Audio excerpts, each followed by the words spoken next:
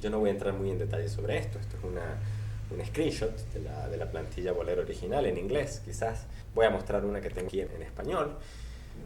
Fíjense, uno puede plantear, uno debería asignarle al requisito un número de requisito, debería especificar cuál es el tipo. Uno puede asociar esto con un caso de uso, ya vamos a ver esto más adelante que es, ¿no?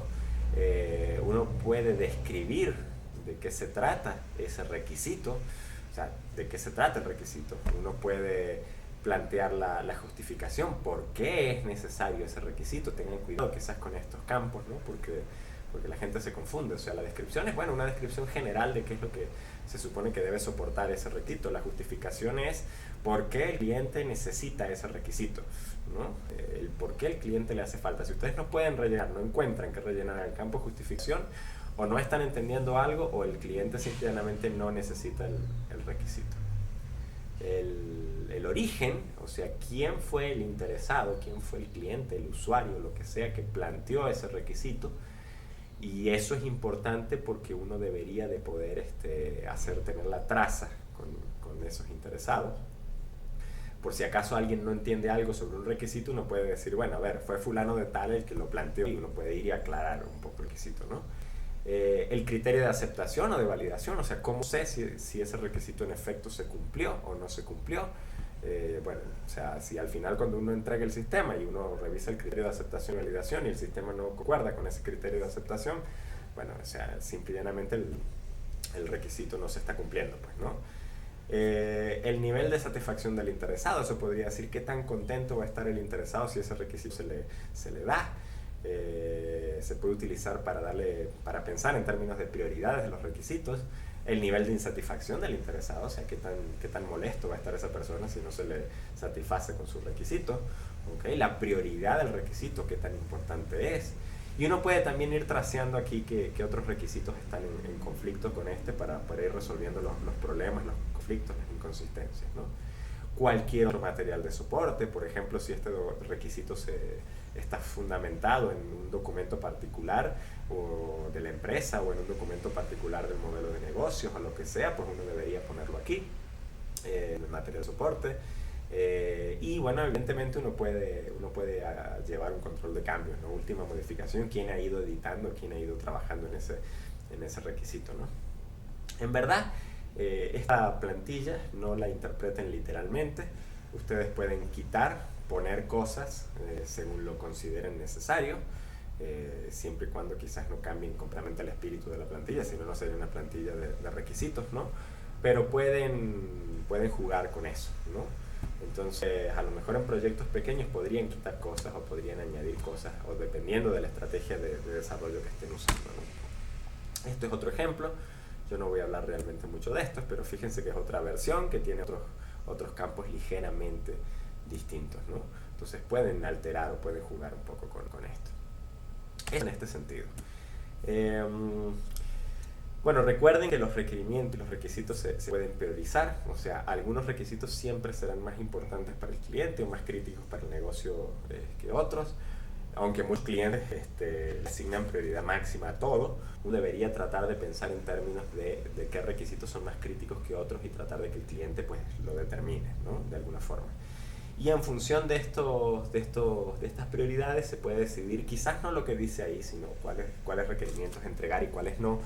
Pero sí uno puede jugar con eso, uno puede decir cuáles requisitos tratar de elaborar primero o cuáles requisitos se pueden sacrificar en caso crítico, o cuáles requisitos, por ejemplo, si quizás los tiempos de entrega y de desarrollo no concuerdan con las expectativas del cliente, se puede negociar con el cliente sobre cuáles requisitos podrían incluirse en una primera versión y cuáles no, afectando de la menor forma posible la satisfacción del cliente. O sea, todo el juego de determinar qué es lo más importante para el cliente y qué es lo que se debería satisfacer primero para el cliente. Bien. Algo interesante si van a trabajar con plantillas Bolero, uno podría hacer un resumen, por favor háganlo, porque cuando empezamos a manejar muchos requerimientos es complicado hacer seguimiento a todo esto. Y más interesante aún es definir en ese pequeño resumen la prioridad que tiene ese requisito, como para tener una idea a grandes rasgos global de cuáles son las prioridades de los distintos requisitos. Allí se vuelve importante a lo mejor poner números de requisitos, ordenar los requisitos adecuadamente, o sea, por ejemplo, fíjense allí que yo estoy procurando tener el registro de usuario cerca del ingreso al juego. Ahorita quiero decir algo sobre estos requisitos en particular, ¿no? Eh, pero en fin, uno trata de agruparlos, de buscar alguna coherencia lógica, ¿no? Porque la complejidad de esto puede crecer. Lo que quería decir sobre esta tabla, se hizo hace algunos semestres y bueno, se cometió quizás el error de que estos requisitos son muy específicos, en verdad. Estos requisitos más bien parecen casos de uso, como vamos a ver más adelante, ¿no? Cuando uno plantea estos requisitos, uno trata de ser en verdad bastante general, ¿no? Uno no trata de ser tan particular como decir, bueno, editar el personaje, o sea, uno piensa en un caso de uso, quizás editar el personaje que me permite editar el personaje, uno no piensa en un requisito de editar el personaje, uno piensa, bueno, el sistema debería manejar la gestión de los personajes de manera que uno pueda, qué sé yo, editar, invitar, seleccionar, editar el perfil, ingresar al juego, registrar usuarios, ese requisito general podría involucrar a todos esto. Entonces, cuidado porque también van a encontrar en la red y en muchas opiniones sobre cuáles deberían ser digámoslo así, el grano con el que uno especifica los requisitos o con el que uno especifica casos de uso, con el que uno especifica historias de usuario, ¿no? Hay distintas versiones, ¿no? Entonces, lo importante quizás es que lo que sea que definan como grano, con especificación en este sentido, con profundidad con la que van a especificar esto, se peguen a eso y lo hagan consistentemente a lo largo de todos los requisitos, ¿no? Hay muchas plantillas, o sea, las plantillas Voler, allí están, como les dije, gracias a James Robertson de Atlantic System Guild por facilitarme una copia gratuita de las plantillas para uso académico. Ese es el URL de ellos. Aquí en Venezuela tenemos Amerrinde, que es un conjunto de plantillas de apoyo que están basadas en una metodología de software similar al proceso unificado. Bien, las pueden descargar de allí. Hay otro estándar de la IEEE, también la pueden conseguir allí. Y de seguro ustedes pueden desarrollar sus propias plantillas y van a conseguir empresas que van a utilizar sus propias plantillas, algunas de ellas basadas en estas que les estoy nombrando, algunas de ellas completamente elegidas por ellos mismos. Esto es muy subjetivo en realidad. Cada quien se adapta esto a sus necesidades un poco, ¿no? Otra estrategia interesante en este sentido es utilizar el concepto de las historias de usuario. Y bueno, los requisitos se capturan, vamos a hablar más adelante sobre esto, ya vamos a ver qué es eso, pero los requisitos se capturan teniendo en cuenta la visión del cliente y del usuario, ¿no? Y se recoge en unas sencillas tarjetas de estas de cartón, ¿no? Yo nunca sé cuál es el tamaño de esto en pulgadas o en centímetros, pero esto tiene un tamaño particular, ¿no?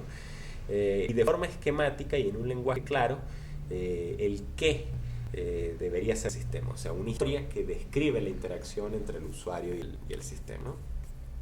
Y lo interesante es que quizás no hay que entrar en mucho detalle en esa historia de usuario, bien, porque esa historia de usuario en esa tarjeta sirve de recordatorio para un grupo de características que es necesario implementar en el sistema, bien.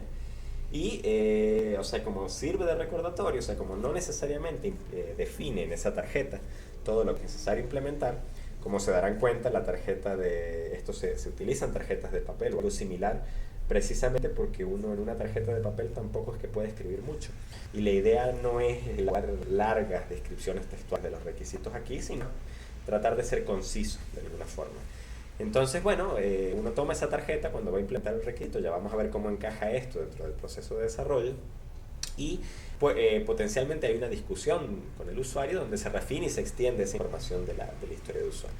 Y aquí hay muchas formas de hacerlo, o sea, simplemente se conversa con el usuario, se documenta quizás muy informalmente y se implementa el feature o la característica. O otra opción es que, bueno, se conversa con el usuario, esto yo lo he visto en algunos equipos de desarrollo, y en función de la historia del usuario se generan una serie de casos de uso y se documentan y eso se implementa, ¿no? De nuevo, eso quizás depende mucho del equipo de desarrollo y de la manera en que trabajan, ¿no? Ya vamos a ver cómo es que vamos a trabajar nosotros, ¿no? De nuevo, esto es un caso de uso, yo no voy a entrar, es un conjunto de casos de uso modelados o plasmados en un diagrama de casos de uso. Ya vamos a entrar en detalles, yo quizás estoy confundiendo términos aquí. Este es el diagrama de casos de uso. En la próxima clase vamos a entrar un poco en detalles en esto, en próximas clases, pero es una notación gráfica que nos permite, digámoslo así, esquematizar el sistema con la funcionalidad y con los distintos actores que estén involucrados en el sistema, ¿no? Entonces, bueno, más adelante veremos que uno aquí en este diagramita uno puede modelar un caso de uso particular que después eso tiene especificación textual. Ese no es el caso de uso, esa es la representación gráfica en realidad del caso de uso. Uno puede modelar los límites del sistema, los actores con toda su respectiva generalización o especialización. Uno puede plantear colaboraciones entre casos de uso, aunque eso últimamente no se utiliza mucho. De hecho, no es el estándar hasta lo que yo recuerdo. Se solía usar en una época.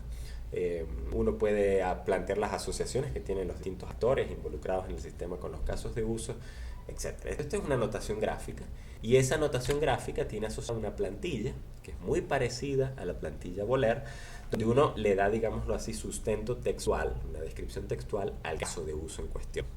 Entonces aquí uno describe, bueno, el nombre del caso de uso, el código, vamos a ver más adelante que se puede poner, quién fue el autor, y si quiere poner todo el control de cambio se puede poner también, la descripción del caso de uso, qué actores están involucrados, cuáles son las precondiciones, el flujo normal es lo que ocurre a lo largo del caso de uso, el flujo alternativo son todas esas alternativas que hay que pueden ocurrir, situaciones de error o situaciones alternas al flujo normal. Ya vamos a conversar de eso con más detalle en próximas clases. Postcondiciones, etc. O sea, hay una plantilla donde uno le da soporte a esto. O sea, en realidad esta plantilla, esta descripción textual es el caso de uso, y esta es la representación gráfica. Cada uno de esos elipses es la representación gráfica de un caso de uso. Bien, entonces eso por ese lado. Una discusión interesante que van a encontrar mucho en internet es cuál es la diferencia entre la plantilla anterior, o sea, la del caso de uso, una historia de usuario y la ficha Boler para definir requisitos, ¿no?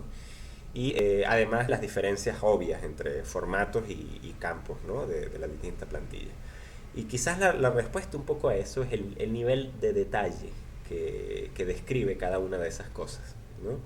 El caso de uso generalmente es muy específico a una funcionalidad o un conjunto de funcionalidades particulares y las describe a mucho detalle.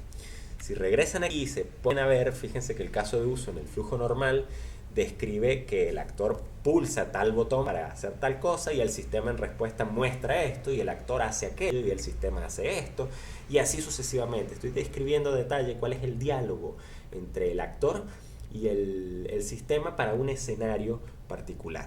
Bien, en una historia de usuario potencialmente simplemente estoy describiendo una interacción. Estoy diciendo, yo como administrador quisiera poder imprimir cheques. Exactamente el cómo voy a imprimir los cheques, eso no está muy claro en la historia de usuario. Recuerden que la historia de usuario es un recordatorio para conversar con el cliente, y entonces eso al momento de imprimir quizás la historia de usuario se conversa y se especifica mucho mejor. Como les digo, algunos equipos de desarrollo especifican, elaboran una historia de usuario utilizando un caso de uso, eso es posible. Mientras que un requisito como tal, o lo que se documenta en este caso, hemos visto con una ficha Boler o algo similar, es algo muy general que puede involucrar varios casos de uso, varias historias de usuarios o un conjunto de funcionalidad. Por ejemplo, podríamos decir el sistema debe permitir llevar toda la información y todas las operaciones asociadas a banco. Si recuerdan, y me voy a tomar la libertad de retroceder la transparencia bastante, si recuerdan cuando hablamos de la lista de features, de características, aquí en banco teníamos varios aspectos particulares. Entonces, teníamos el manejo de cheques, el control de saldos, la impresión de cheques, el depósito, etc. Entonces, un requisito documentado con la plantilla Boler a lo mejor potencialmente está englobando todo eso. Yo no me dice exactamente cómo es que se debe manejar la información o las cosas asociadas a banco. No me dice exactamente qué es lo que hay que manejar, pero me dice que hay que manejar eso. Y eso eventualmente después se puede elaborar en un conjunto de historias de usuario, en un conjunto de casos de uso, ¿no? Lo importante aquí es que, fíjense, recuerden que yo les dije que aquí había que hacer un índice, y fíjense que esto está muy específico. O sea, si se ponen a pensar, cuando uno habla de registrar usuarios, eso es ya un nivel de detalle muy grande, muy particular, no es algo global. Entonces aquí en este caso, este ejemplo particular, pues como les decía, estos requerimientos parecen más bien casos de uso como tal. Entonces, bueno,